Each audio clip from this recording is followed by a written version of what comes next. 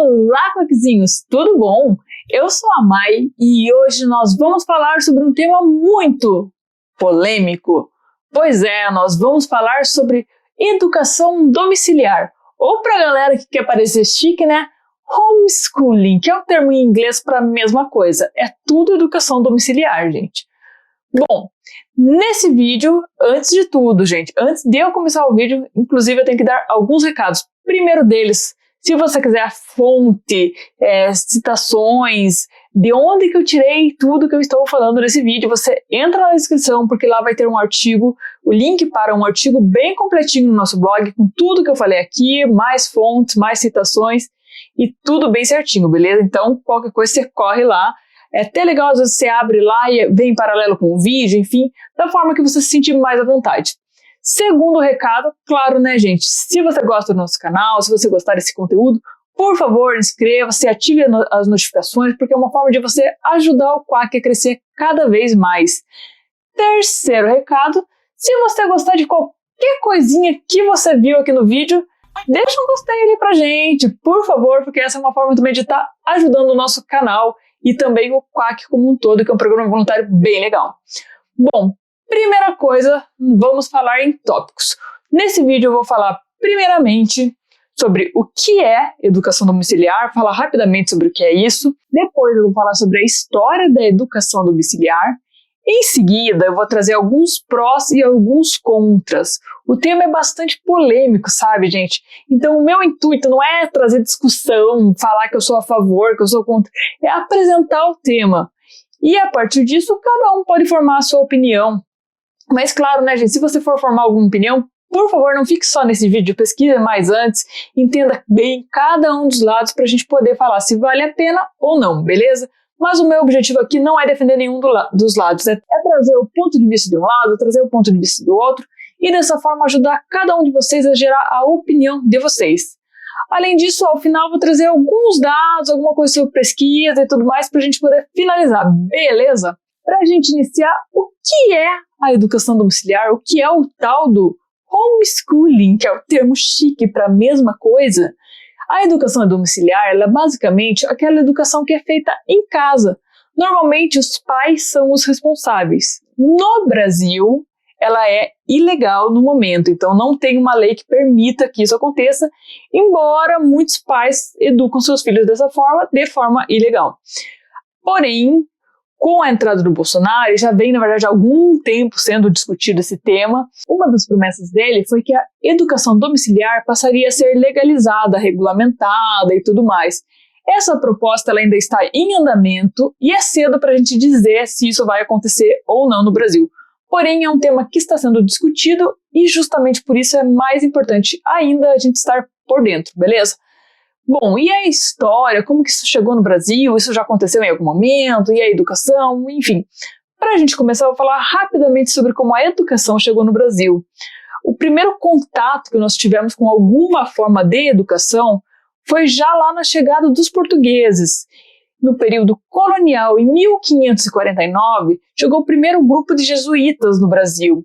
E esses carinhas, eles tinham como principal objetivo a propagação da fé católica. Na época, na Europa, Portugal, enfim, a fé católica era muito, muito forte. E dessa forma, eles tentavam meio que converter a galera a partir de pessoas como, por exemplo, os jesuítas. E esse foi o primeiro contato que nós tivemos com algum tipo de educação. E já naquela época surgiram os primeiros colégios e também as primeiras missões que foram feitas tanto no litoral quanto no interior do país. Com relação exatamente sobre a educação domiciliar, é interessante a gente citar o período do Brasil Império, porque lá naquela época, uma coisa bem interessante é que os recursos eram bem limitados, haviam poucas escolas, a educação era um privilégio para poucos e a responsabilidade de educar era dos pais. Normalmente, quem fazia a educação eram os pais mesmos, porém, não raro, professores particulares ou até membros da própria igreja faziam a educação das crianças e adolescentes. Ou seja, a partir disso é possível a gente ter alguma ideia sobre como que acontecia em tempos antigos aqui no Brasil. Ou seja, a educação domiciliar não só já foi, legal, digamos assim, na verdade não se falava sobre isso com esses termos, mas ela era muito, muito, muito praticada, inclusive a forma mais praticada no país. Bom, mas para a gente entender melhor isso, eu quero trazer aqui um pouco dos prós e dos contras da galera que é favorável, da galera que é favorável e da galera que é contra. Bom, a galera que defende a educação domiciliar, alguns dos pontos que eles citam são os seguintes. 2 dos principais deles são justamente esses. O primeiro, que o crescimento humano tem que ser maior que o crescimento intelectual. Além disso, eles alegam que ajuda a fortalecer os laços familiares. Ou seja, a galera que defende a educação domiciliar, muitas dessas pessoas, elas acreditam na importância de poder ensinar a cultura, os valores, aquilo que os pais realmente acreditam, independente do ensino da escola. Ou seja, isso é um dos motivadores para a galera que quer fazer a educação dos seus filhos em casa. Além disso, outros pontos que eles citam a favor da educação domiciliar é, por exemplo, a flexibilidade, afinal você pode estudar em qualquer horário, de qualquer forma, enfim. Não tem o controle rígido da escola, do tipo, você tem que entregar isso aqui, de tal forma. A escola também tem aquela grade curricular comum, que todas as escolas, por exemplo, elas seguem, e nesse modelo eles não têm que seguir nada disso, por exemplo. Além disso, tem mais liberdade para os pais escolherem o que é mais apropriado ou não para suas crianças. Ou seja, é o pai que vai determinar se ele acha que aquilo faz sentido ou não. Outro ponto que eles defendem é que a educação é personalizada. Ela é pensada na necessidade de cada estudante. Afinal, cada pai ali ele vai educar o seu filho, ele vai saber quais são as necessidades, diferente do que acontece hoje, por exemplo, numa sala com 30 alunos. Bom, outro ponto que eles defendem é a maior interação das crianças. O que eles alegam nesse sentido é o seguinte: como a criança ou o adolescente está em casa, ele sente menos vergonha, ele não vai ter medo de levantar a mão, perguntar e sofrer bullying dos amiguinhos, por exemplo. Ou seja, eles acreditam que a criança vai interagir muito mais, vai perguntar, vai querer saber, sem muitas privações ou medos. Outro ponto é a autoconfiança. Afinal, os pais que defendem esse tipo de educação, eles dizem que eles podem estimular a autoconfiança na criança, porque eles vão entender quando ele está indo mal e vão incentivar de alguma outra forma, e quando está indo bem vão incentivar mesmo, tipo, continue assim, é isso, só vai, e esse tipo de coisa. Além disso, eles falam até da possibilidade de se criar uma rede de suporte. No caso, seria uma rede entre outras famílias que também praticam esse modelo de educação, e dessa forma as crianças não ficariam, tipo, isoladas, estudando sozinhas em casa. E por último, um dos pontos que eles defendem é o fato de que os pais também aprendem com esse modelo de ensino. Porém, tem uma galera que é contra. E essa galera que é contra, que é desfavorável à educação domiciliar, dizem o seguinte: 2 dos principais pontos são os seguintes. Primeiro, falta de contato social. E o segundo é que a criança é privada do convívio com estudantes, professores e principalmente outras mentalidades. Ou seja, o que eles dizem é que a criança ela meio que estuda numa bolha, digamos assim, porque ela não é obrigada a conviver com outros tipos de mentalidades, com outros tipos de pensamentos. Além disso, o que as pessoas que são contra esse tipo de modelo dizem são coisas como, por exemplo, faltam mecanismos de controle, ou seja, lembram daquela grade curricular comum que eu falei? Ela é importante, digamos assim, né? Porque ela visa regulamentar o que as escolas estão ensinando, de forma que todo mundo esteja, por exemplo, no mesmo patamar. Outra coisa que eles alegam como algo contra é que é ilegal, mas isso daí também é questão de ser discutido, enfim. E um outro ponto é o fato de que novas culturas e valores são limitados, porque a criança que está no modelo de educação domiciliar, ela ficaria muito presa à mentalidade, cultura e valores dos seus pais.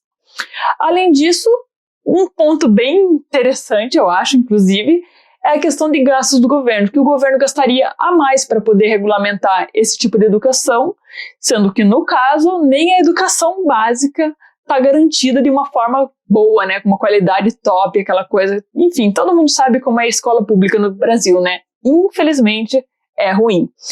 Além disso, um ponto bem interessante que eles citam é o fato de que a educação domiciliar ela é excludente.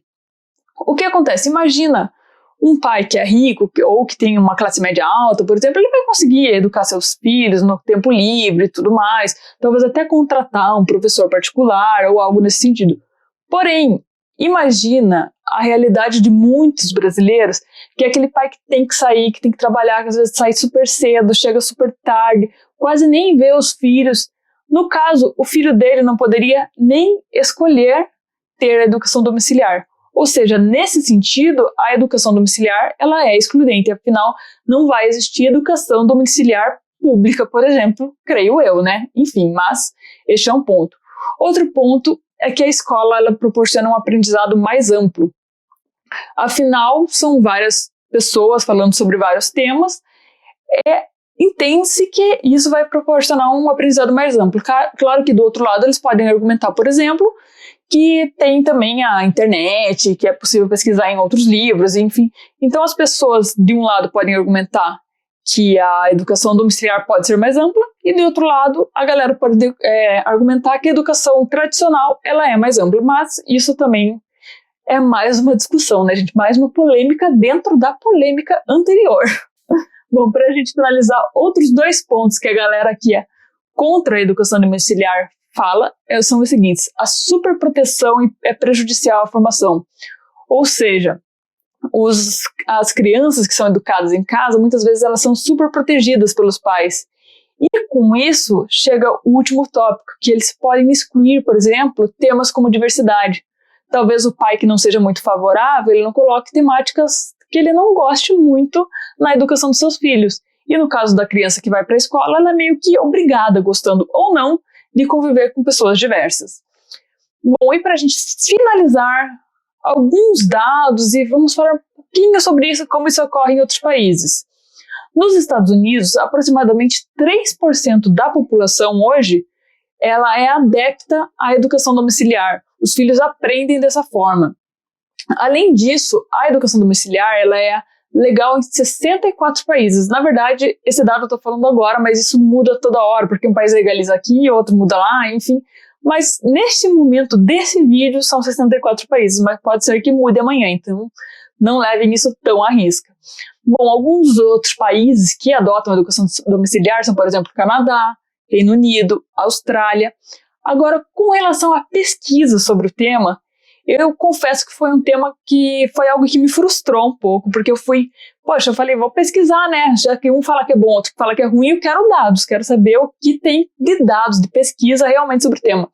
E a verdade é que as poucas pesquisas que eu encontrei, elas são muito, muito, muito tendenciosas, assim, tipo, não é algo que a gente pode acreditar e confiar, porque existem alguns fatores. Ou elas são feitas com amostras muito pequenas, ou com amostras muito seletas, no sentido de que a grande maioria das pessoas que está participando da educação domiciliar hoje, por exemplo, são pessoas que já pertencem a classes sociais mais altas. E muitas vezes as pesquisas, para ser tendenciosas, elas já selecionam os melhores alunos. Então, assim, não dá para dizer que uma ou outra é melhor com base em pesquisa. Pelo menos eu não encontrei nenhuma pesquisa assim que realmente eu desse para falar, gente, essa pesquisa foi feita realmente para entender, sem querer defender um lado ou outro. Inclusive, se você encontrar, por favor, deixa nos comentários que eu fiquei realmente curiosa sobre o tema. E para finalizar, gente, quem quiser ver como é que está o status dessa legalização em outros países do mundo, no nosso blog, no artigo que eu vou deixar na descrição, tem um link para o site da Wikipédia. Lá eles têm uma página que eles mantêm em que as pessoas podem colocar como é que está o status, se está legalizada, se não está, alguns dados sobre cada um dos países. Então tem bastante coisa legal para vocês olharem lá e tirarem a curiosidade de vocês sobre como isso está em qualquer outro país, né, gente? Bom, por hoje é isso. Eu espero que vocês tenham gostado e já sabem, se você gostou, por favor, inscreva-se, confira nosso blog. Conheça também o nosso canal no Telegram, que é o t.me/quackredação. Sempre que a gente posta qualquer coisa no blog, ou que a gente posta vídeo aqui, ou que a gente encontra algum material legal qualquer por aí, a gente compartilha lá, então vale a pena acompanhar. Além disso, se você não conhece o nosso Instagram, vale a pena conhecer também, gente, porque tem muito, muito resumo bem legal. Nosso Instagram tá bem fofinho. Sabe aquele Instagram fofinho que você entra e ele tá todo bonitinho? É o nosso Instagram, vai lá conferir. vai lá tirar a prova. Na descrição tem um link para tudo isso que eu tô falando aqui, beleza? E por último, né, gente, já sabe, deixa seu like. Obrigada, gente!